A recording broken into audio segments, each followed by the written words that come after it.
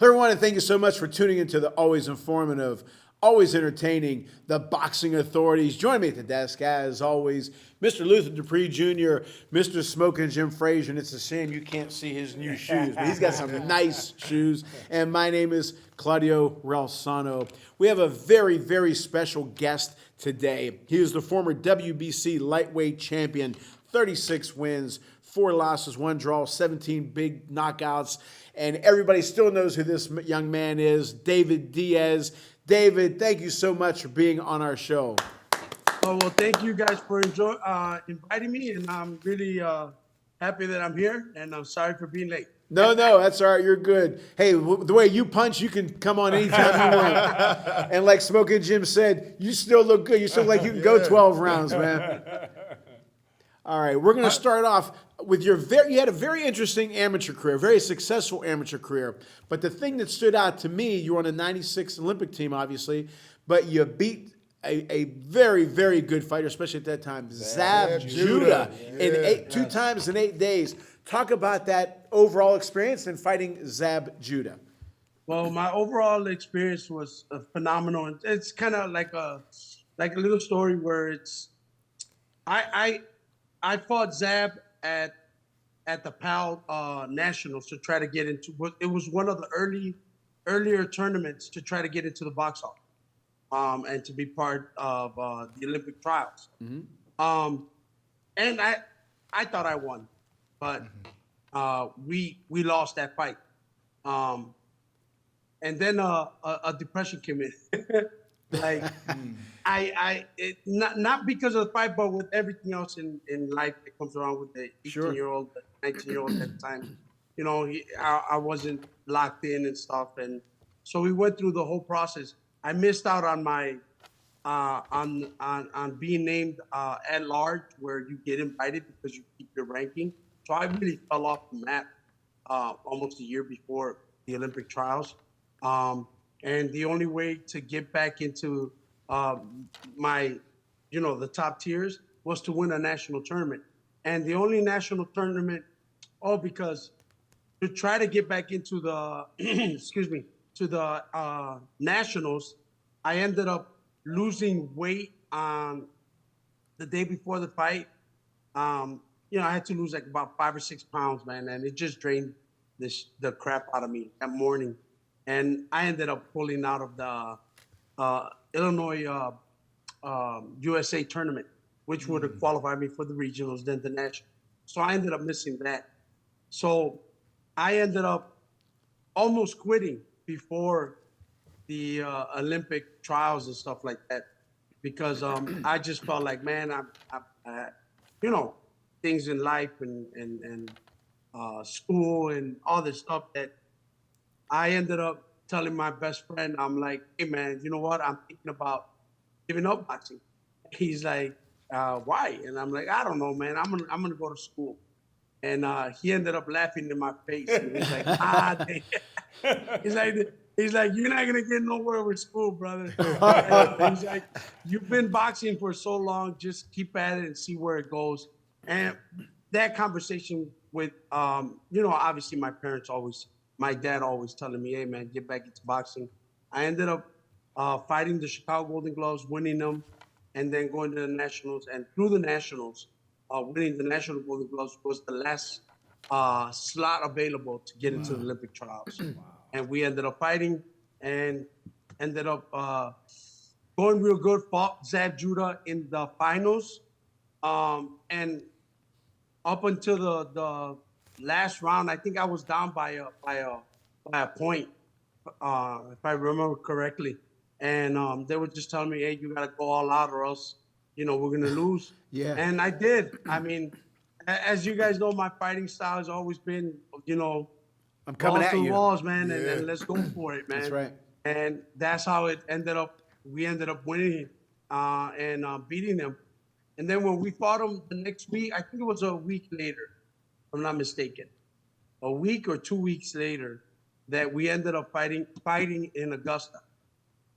So he had to beat me twice, and I only had to beat him once to be in the Olympic teams. And I'm not gonna lie, I was a little nervous leading up to that fight, because I felt that Zach was going to come out and just be like, you know what, with his boxing ability, speed, he had a little bit of pop. I thought he was going to come at me like that, but he didn't. And, the rest is history. Well, he was probably afraid to, I don't want to say afraid, but maybe his game plan was changed because of you. Yeah. Because you could hit.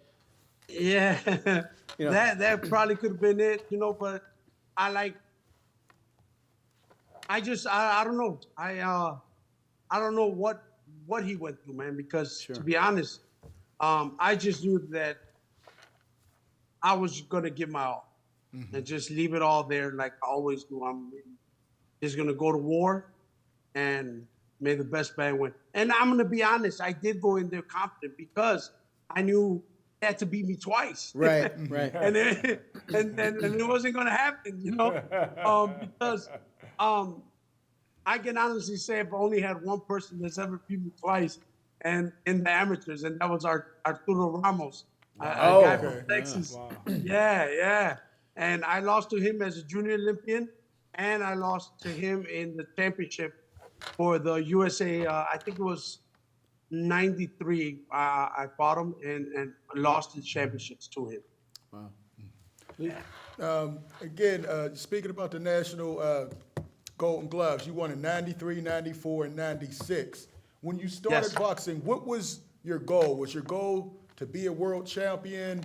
And, what was your goal when you first started? Good question. My goal was to be an Olympian, man. Oh, okay. Just that's as far as I saw myself to be an Olympian as a young kid. Again, around that same time, I had a conversation with my sister because we come from. I'm Mexican American. My family, they all immigrated from Mexico here. Okay. So my oldest sister was always like, man, she didn't like boxing to begin with. Right. She never saw any of my fights because she didn't like the brutalness of the sport. Oh, okay. Yeah, she wasn't about that. Mm-hmm. And she one time told me, you know what, Dave, stop this boxing stuff. You're gonna get hurt.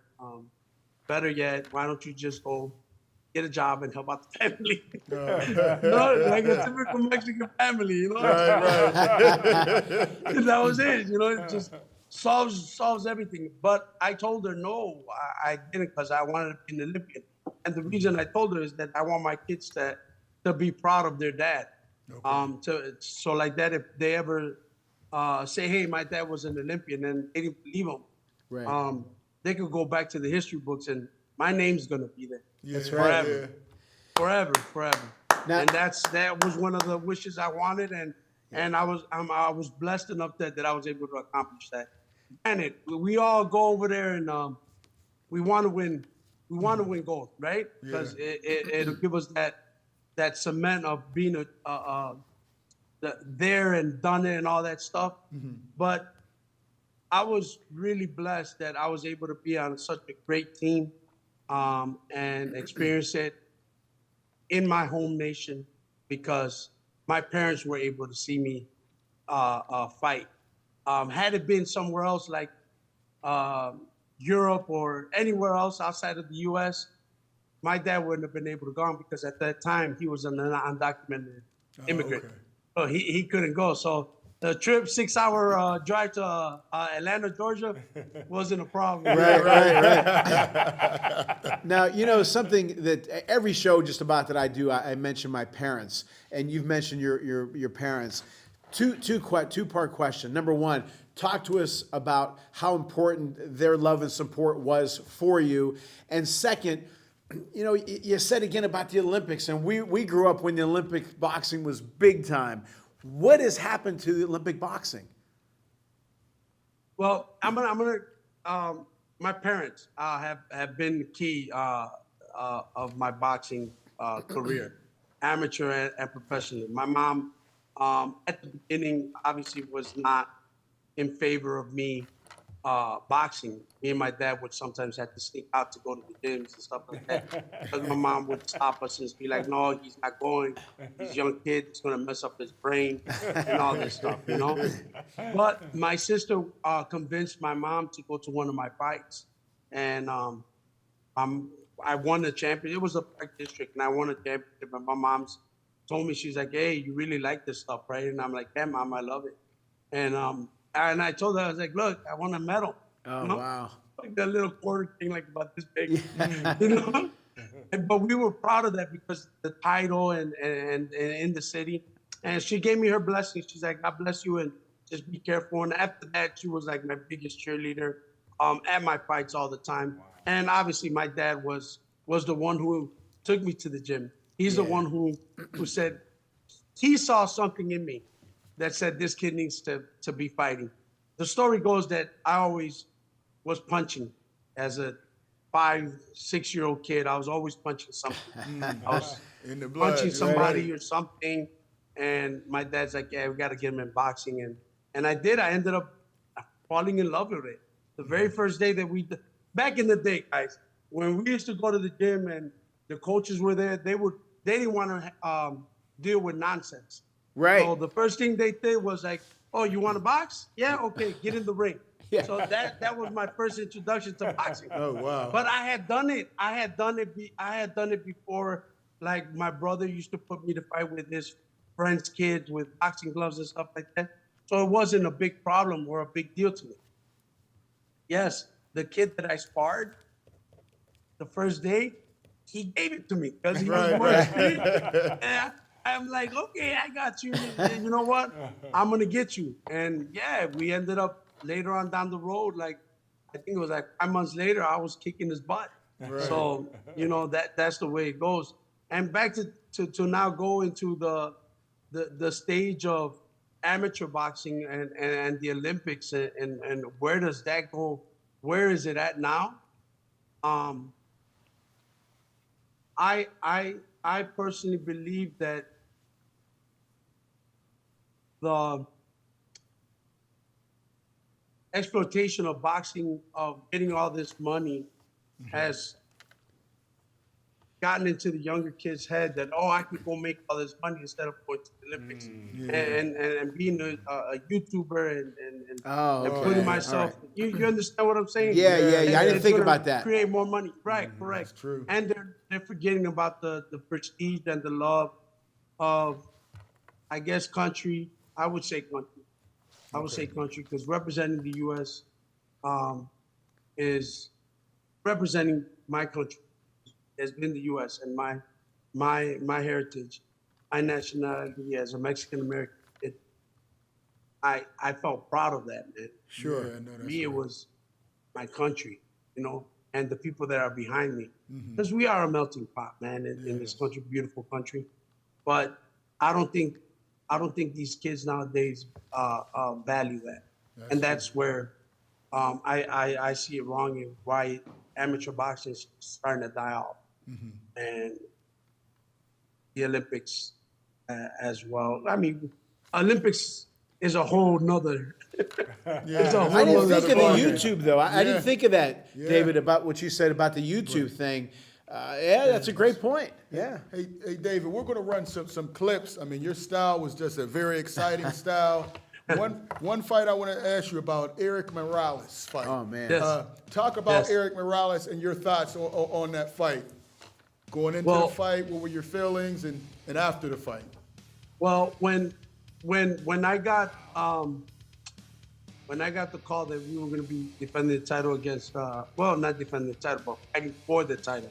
Because if you guys remember, I won the interim title. So I got it out of Jose Armando Santa Cruz. And the winner out of that fight already knew we were going to fight Morales. Okay. Get me? So we already knew the winner out of that fight Morales to try to go and fight other fighters and so forth. So when we beat Jose Armando Santa Cruz, man, we were excited, obviously, interim champion, not full-blown champion, but interim champion, you know, and you take, and at that time, my age, my career, I went about it as you take what they give you. You know, Yeah. I'm not gonna be picky, bro. I'm not that. I'm not that person. You take what they give you. They give you that, you take that, and then you, in the hopes of bigger and better things coming along. So when they tell me that I'm fighting Morales, I'm happy. I'm excited. Fighting a legend. Um, past his obviously past his prime, yes, of course, not the Morales that we know in the lighter weights of his brutalness and fighting, but he still had something in his tank Sure. that obviously challenges anybody, everybody. And so leading up to the fight of us getting that was great. But when they said that they were going to be hosting it in Chicago, Oh yeah. Yeah. Yeah. There you go. that's it, man. Like, dream come true, man. Heck Dream yeah. come true because back in the day here in Chicago, the road, I mean, the Allstate Arena in Rosemont used to be called the Rosemont Horizon. Yeah. Okay, yeah. All right. And the Rosemont Horizon used to host the Chicago Championship Golden Gloves because used to be a big thing back then, and they used to host the finals at the Rosemont Horizon. So in '90, I think it was '93, was my last year that they were hosting it at the Rosemont Horizon. Oh no, what was it? It was, yeah. I'm sorry. Yes, it was 92, 93 was the last year that they were hosting the championships at the Rosemont Horizon. So going through to the walk up to the ring, I was happy, excited. Later on afterwards, you're just thinking as at the biggest things, right? Fighting championship at the Rosemont Horizon. What would it be like to have a championship fight, man? Yeah. You know? And how far And is that from your house? 30, 20 minutes, Oh. 15 minutes wow. on a Okay. Wow. 15 minutes on an easy 12 p.m. Drive, but you get the rush hour. We're talking about an hour. Oh yeah. Yeah, an hour and a half. Yeah, but it's 15 minutes away. Literally, it's not far at Wow. all. So, you know, to be able to have a world championship fight in Chicago and you being the headliner, I'm not gonna lie, man. Even on that day, you know, Chicago has a big Mexican population, right? Um, even though I'm a hometown Chicago, there's a lot of Mexican guys that were going for Morales instead of me. Oh. They were from Okay. Chicago. Oh Okay. yeah. Oh yeah. I have a buddy of mine. His last name is Morales, and he's like, "Yeah, that's my cousin." So he's always talking shit, like, man. He's like, "You didn't beat him." He's like, "Oh, they gave it to you," and all this stuff. So, you know, but it is. That's it. But it was a great feeling, man. Was it a close fight? Yes, it was. Again, I felt I pulled it out in the last round. Like always going out on my shield That's right. in the last round, and that's what I did to win it. My parents were there, family, friends, people I hadn't seen in a long time, man. When I was walking out as the full blown champion, where, hey Dave, how you doing? And then just recognizing the faces, sometimes not recognizing the names, but I remember the faces. So it was a great feeling. It was a great feeling. Okay.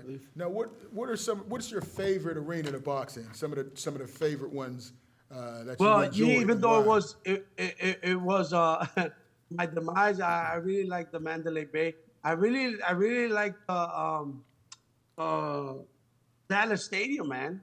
I fought a championship fight there, and I ended up losing to Humberto Soto for the championship again. I was able to fight twice for the title, and I ended up losing to him. But that was very impressive to me, fighting in this Dallas Stadium. When your parents saw you fight that fight and were there, what did they say to you? Which one? The Pacquiao? No, I'm sorry, the Morales fight. I Oh, apologize. the Morales. My dad was excited. I had him in the ring with me. and letting them know that it's because of him that this is where we're at. Yeah. And you know, my mom was happy. My whole family, everybody. Um, we enjoyed ourselves that night. There you go. Came back home with I didn't party at a club or anything that night because I felt that I needed to be with my family because Sure. Right. they're the ones that battled it out with me. That's Because right. Okay. when I go back to my career, I look at it. I mean, after '96, I turned pro right away. 2 years, I went to Florida, and then there was a time that I stopped boxing for like almost 2 years because I had just fallen. I wasn't dedicated enough to the sport like I felt I should have, and I would have lost to somebody that I shouldn't have, and that would have been an ugly mark on my record. So I decided to give it up and move back to Chicago and leave Florida alone because Florida was Florida for A little too for much. a 21-year-old boy. It was too much fun, and I decided to leave it alone and then just come back and see if I could rekindle the love for the sport again. It took me a while. It took me a while until I started feeling like that again, because you come across, you have people that are there for the right reasons, some that are not. Right. And bad advice and bad things happen, and you learn from it. And when I came back, I ended up meeting my wife, Okay. and we started having the conversations. And I would tell her, sometimes we would, and I wasn't fighting anymore. I had literally given up. And we would watch fights at my house with my family. And Fernando Vargas was fighting, Floyd was fighting, Carver was fighting. You know, David Reed was fighting. So I would tell her all the time, yeah, I know them. I went to the Olympics. She would always tell me, it sounds like you miss boxing. I'm like, nah, it's just, I don't have time. Right? Yeah, like I'm doing something special. And so she ended up just like encouraging me to get back into the gym. And now let me tell you this. It always happens, right? Like your family and people that are really looking for you are always telling you the right things to do. But it always takes somebody else You're from right. the outside to come in and tell you, and then like, oop, Light goes oh off. yeah, okay, Yeah. that's the way to do it. But my dad would, my wife later on would tell me that my dad and one of my cousins would always tell her, hey, you should tell him to get back into boxing. Tell him to get back. They would talk to her on the side without me knowing. Later on in life, I would find out about that. They were also telling her, hey, encourage him to get back into the ring. Because again, you go through life and you do things that you're not supposed to. And, that's why family and friends were trying to just reach out to anybody that could talk to me. Right. And Now I'm sorry. You've also been in the ring with another legend, Manny Pacquiao. What made Manny Pacquiao such a good fighter? Oh, he was easy fight, man.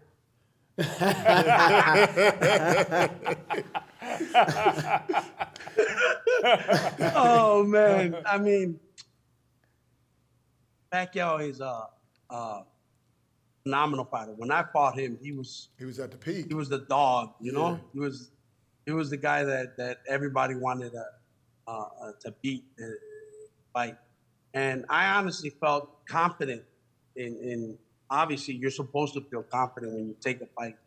But when that fight came up, I was like, oh man, this guy's coming up from 130. Whoa, I'm gonna whoop him. I got him. But we trained hard, man. We trained hard. We trained how we were supposed to. I felt really good going into the fight. But it was just his speed, man, that really got me. That I couldn't handle. I thought I had fought Zab Judah thinking I fought fast guy, not a problem. But this was a different speed that I had to deal with him. He was punches from all angles. It was surreal. And like I tell everybody, they did not hurt. They weren't like brutal punches, but they were just consistent blows. Sure. Consistent Okay, yeah. blows Coming from that all over. definitely you don't know where they're coming from, and you're thinking you're okay back here, and then you start feeling it everywhere, you know. And again, it comes back down to uh, um, not seeing the punch and getting knocked out. And you know, like I always said, Pacquiao fought a great fight. He did what he was supposed to do, and we ended up getting the short end of the stick that night. And it was my fault. You know what? The one thing though that stands out to me is like you talked about the Judah before the Judah fight. You had a downtime after your loss to Holt, little downtime, but then you end up becoming champion. I mean, what was it about when you were down that made you just come back up and become a champion, both in the ring and out? I've never quit, man. I just can't quit. That whole fight too, I thought it was BS that I lost.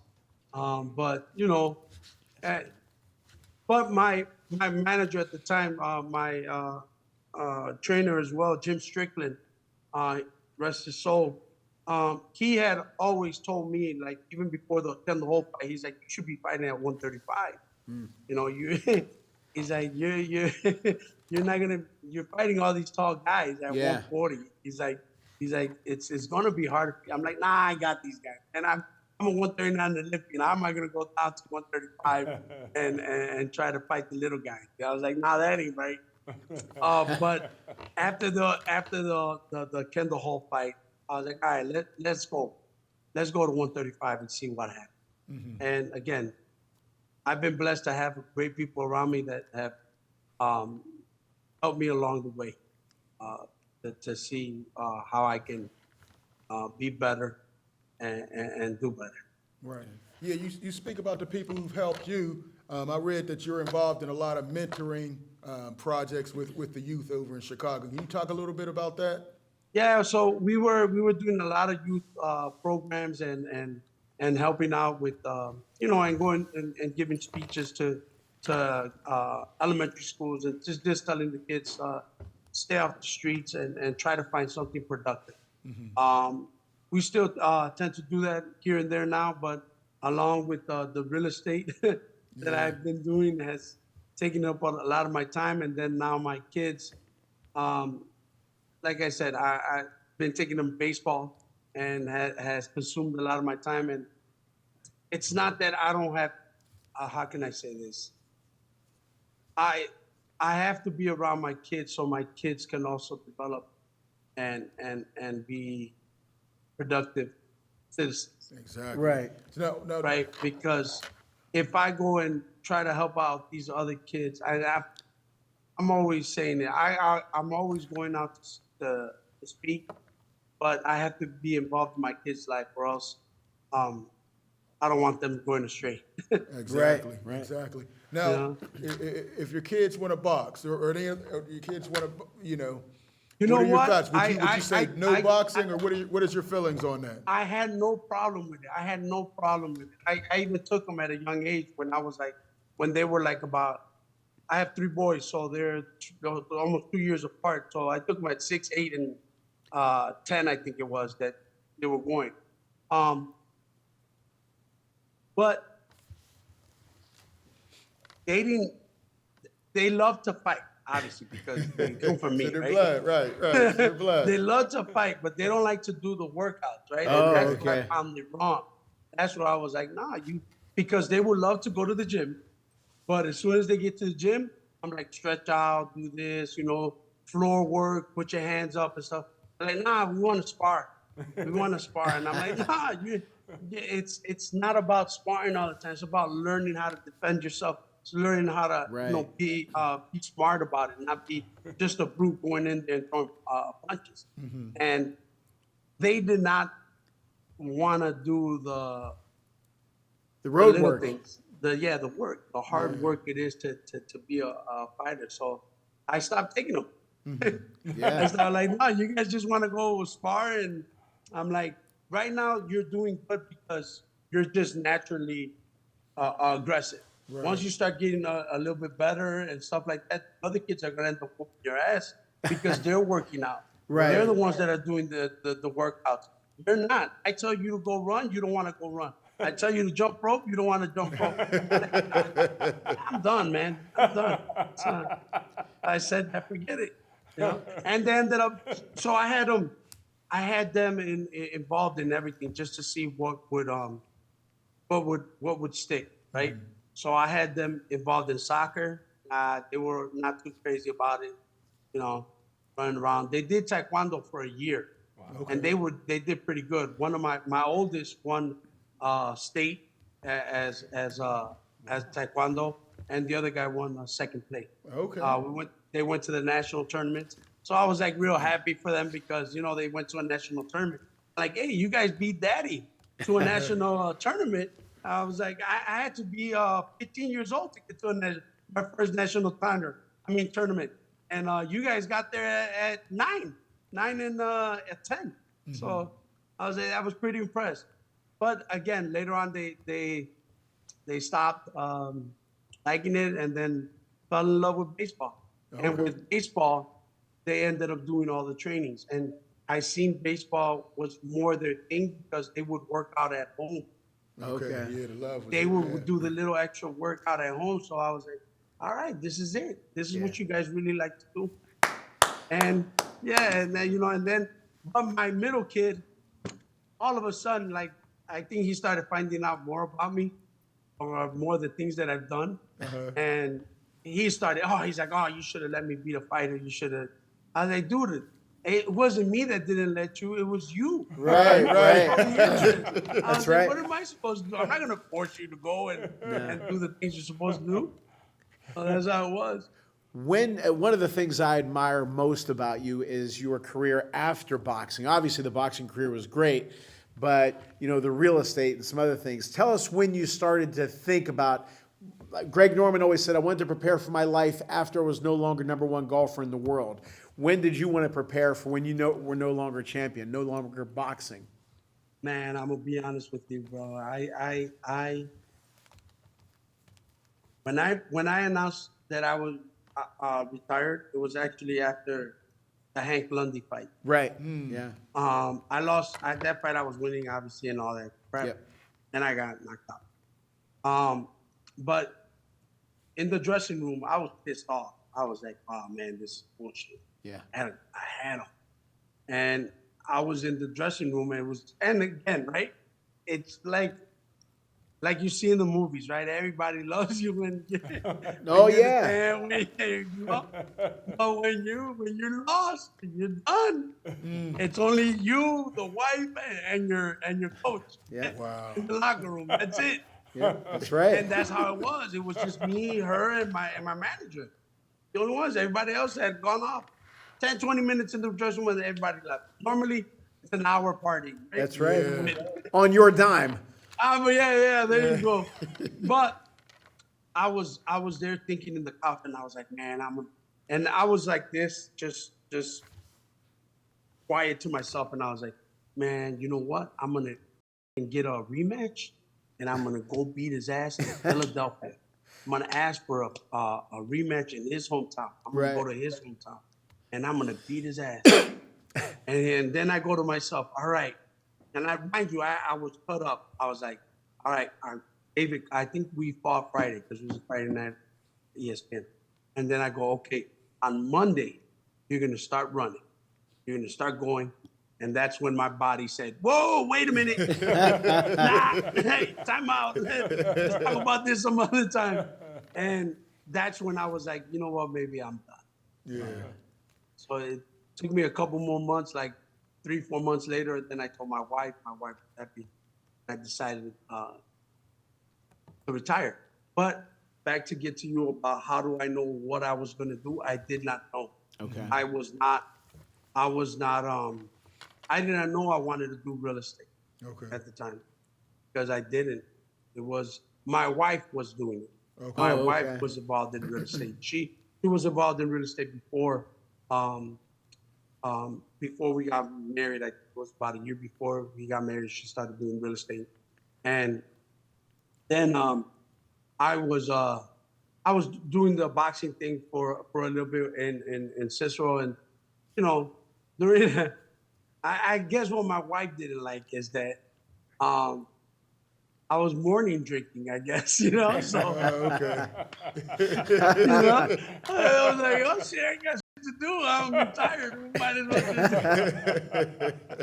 just. So she was like, listen, you shouldn't be doing this. You gotta go train kids. You're gonna be smelling like beer. I was like, nah, I'm all right, whatever. So I finally, decided. I was like, you know what? Let's try this. Yeah, because me not doing nothing in the morning, just hanging around being a bum, is not good. Right. So I got my real estate license and I started dabbling with real estate, and I ended up liking it really a lot. And being able to talk to people, showing them the homes, being an advisor to an investor and letting him know that this is a good property to get because in the area properties are going up. So it has been a new adventure because I like what I do. I really like what I do because it brings joy to people that are purchasing homes. It really is a good feeling, and obviously we all know real estate is very lucrative business. I can't complain. I really like it. That's good. You know what? When you said that story, and forgive me, I got to tell you this story. My dad told me the story when I was a kid. When Joe Louis, I want to say, beat Jack Sharkey for the belt, I think. And in the locker room, there was all the politicians and actresses and actors and all that, right? And Joe Louis's mother said, come here, go to Sharkey's locker room. He said, why? She said, just go and look. Who was in the locker room? Sharkey and his trainer. That was it. She said, someday that's going to happen to you. No, Ma, everybody loves me. I'm the champ. I'm the Brown Bomber. Everybody loves me. She said, wait till you lose. Well, when he lost to Marciano, who was in the locker with Joe Louis? His trainer and Rocky Marciano. So fast forward with me, with Vinny Paz. Vinny Pazienza is one of my best friends.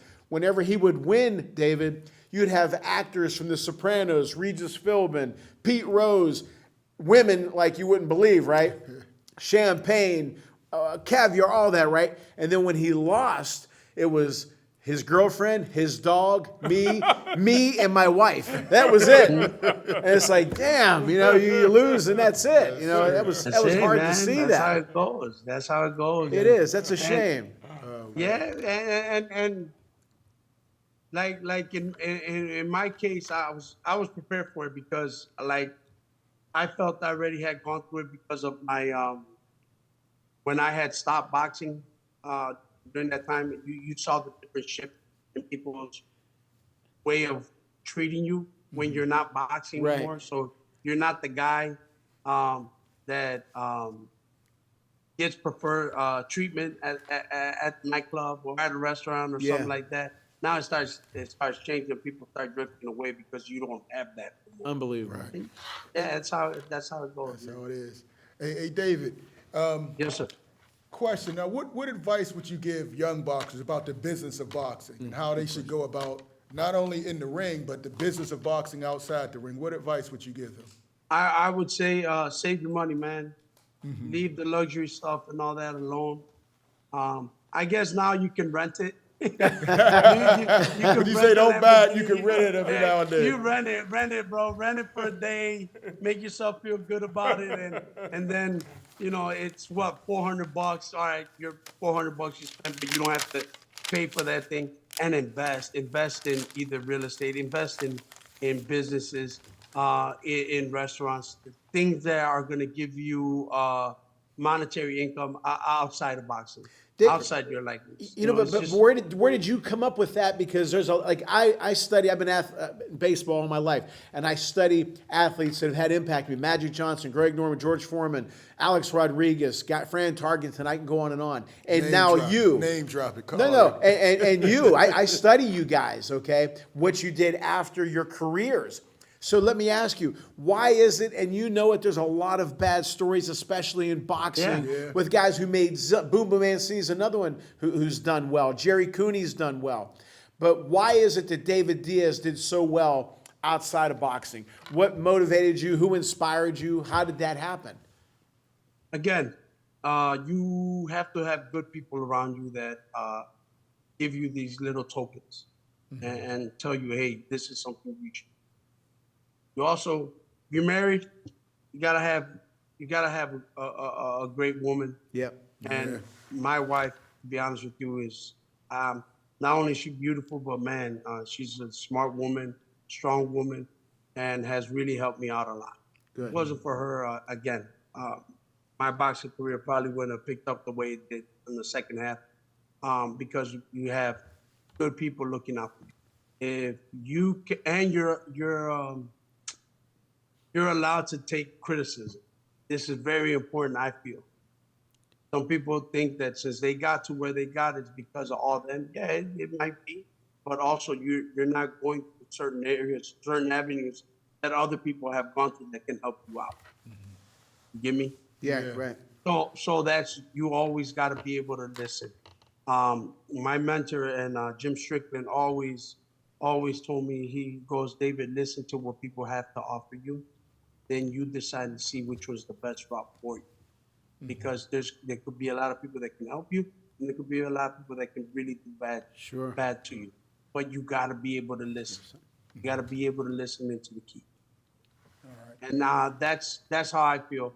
For these young kids nowadays, definitely invest where they always say, right, have your money working for you, right? So like that, you don't have to work for it. Right. And with the real estate, yes, there's going to be ups and downs in the market, and this is what we gotta help these young guys understand. It's gonna happen. If you go back in history and start looking back, there's always been ups and downs. You just gotta know when get in and where to get out. That's life. Right. That's life, though, full of cycles, ups and downs. It's all cycles. It's all cycles, and they don't teach this in school, because obviously, if they started teaching in school, I think we'd be a land of millionaires, right? I think that's what they want to do. Keep us like at a certain level, but that's a whole nother story, right? Yeah, that's a whole nother story. But I just feel that we have to